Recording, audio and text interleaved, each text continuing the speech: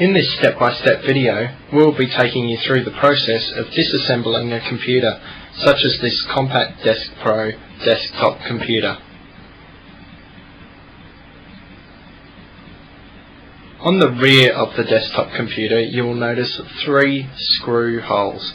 These screws need to be removed in order to remove the lid and therefore get inside the computer.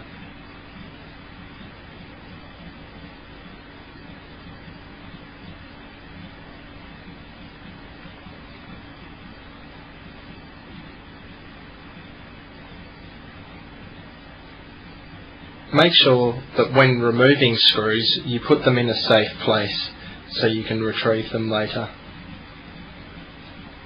Remove the lid and also put that in a safe place.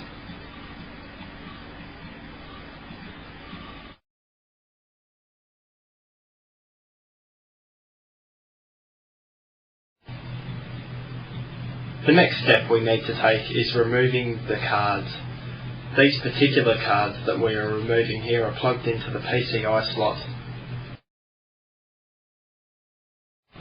The first card we remove is the sound card. This card also has a connection on top of it leading to a cable that is plugged into a CD-ROM. This CD-ROM cable transmits audio data from the CD-ROM through to the sound card and is used when playing an audio CD.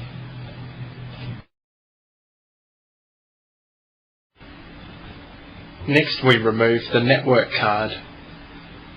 This card connects a computer to a network so it can access other printers, drives, and even the internet through one connection.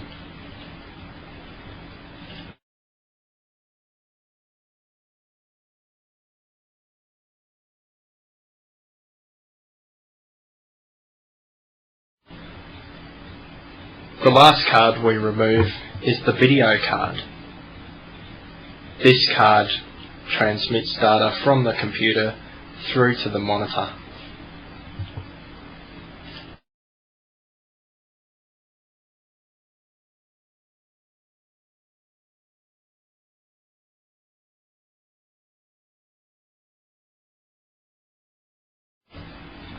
The next section we remove is the 3.5-inch drive bay.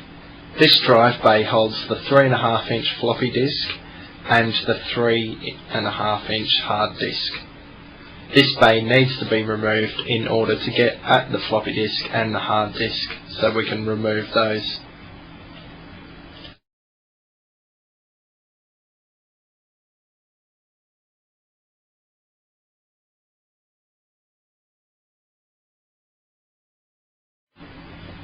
Once the bay has been removed, we need to remove the power and data cables that connect to the motherboard and power supply, and on this end to the hard drive and floppy drive.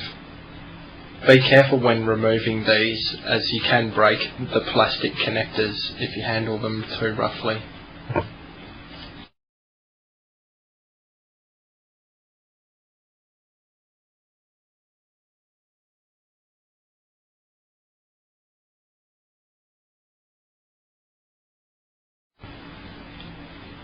Now that the 3.5-inch drive bay is independent of the case, we can remove the hard disk and the floppy disk.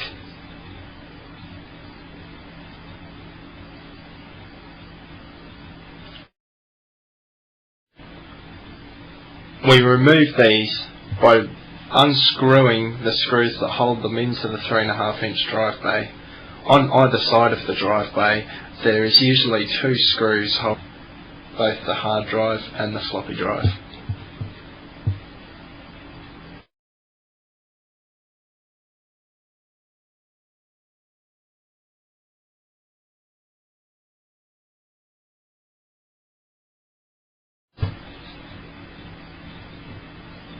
As with removing all components from a computer, you need to make sure that you handle them with care and place them in a safe environment where they are free from any static electricity.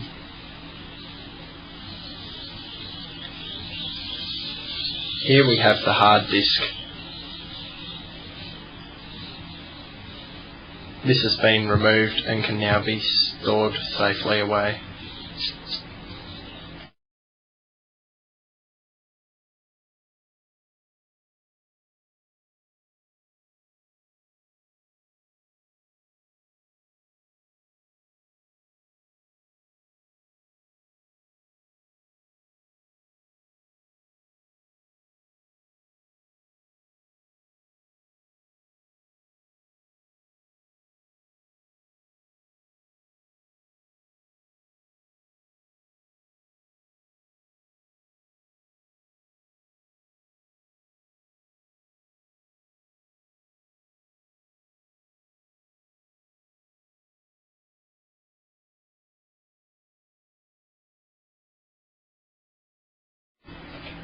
We now remove the floppy disk,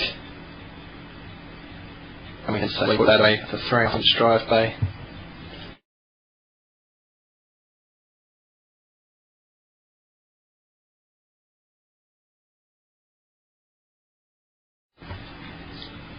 Next we will remove the CD-ROM drive. This drive is in the 5.25-inch bay. This bay is moulded into the case and does not actually come out, but in order to get at it we need to have first removed the 3.5-inch drive bay. As with the 3.5-inch drive bay, there will be 2 screws on either side holding the CD-ROM drive in.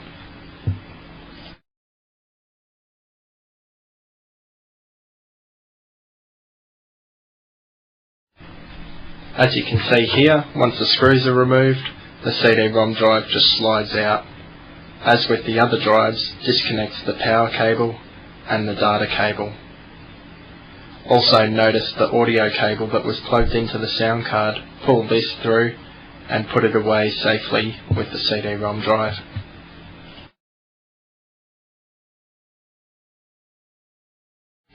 Next we are removing the power supply. You need to make sure that this power supply is not plugged. In fact, you should make sure that your computer is into any power source before attempting to disconnect any part of your computer. We remove 4 screws from the rear of the case that hold the power supply in.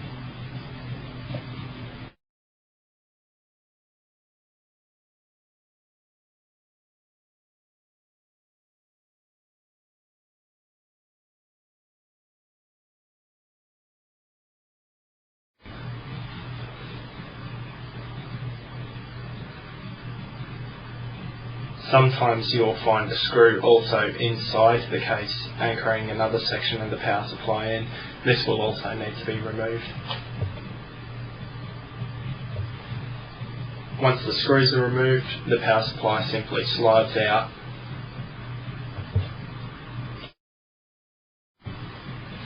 Once the power supply is outside of the case, you need to retrieve all of the power cables that are inside the case. You'll often find that one of these cables is also plugged into the motherboard, and this need be gently removed.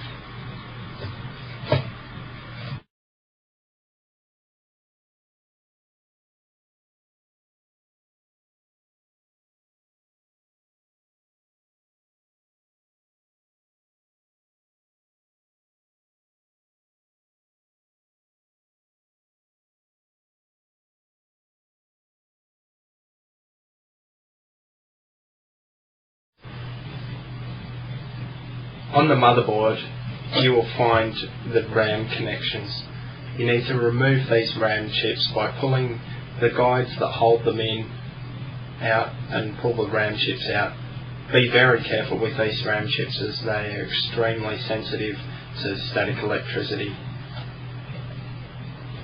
Only touch them by the edges and never touch the gold connector or the actual chips. The next thing to do is to remove all of the data cables that were going to the floppy drive, hard drive and CD-ROM. So you can see where the motherboard is screwed in.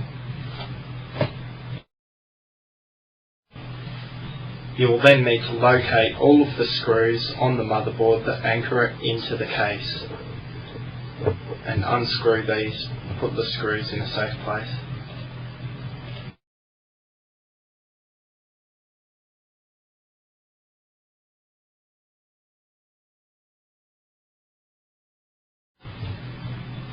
There are usually screws around the outer edges plus 1 or 2 screws in the centre of the motherboard.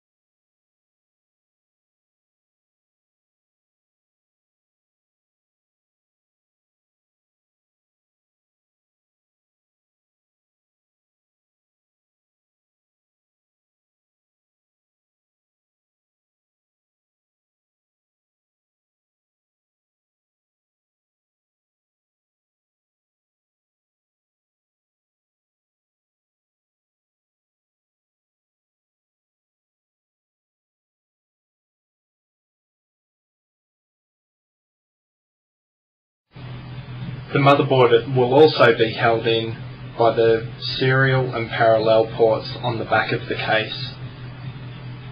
These are connected via lugs that also need to be removed in order to remove the motherboard. Here we use standard needle nose pliers, but you can use practically anything that can get a grip on the lugs to remove them.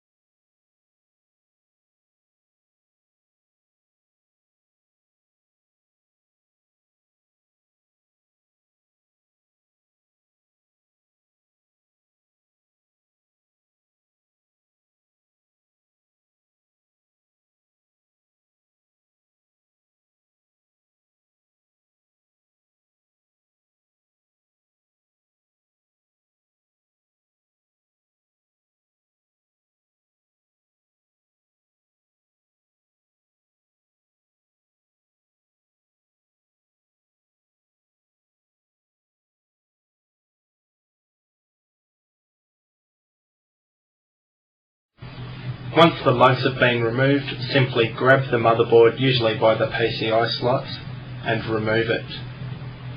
Make sure that you place it on an anti-static bench somewhere.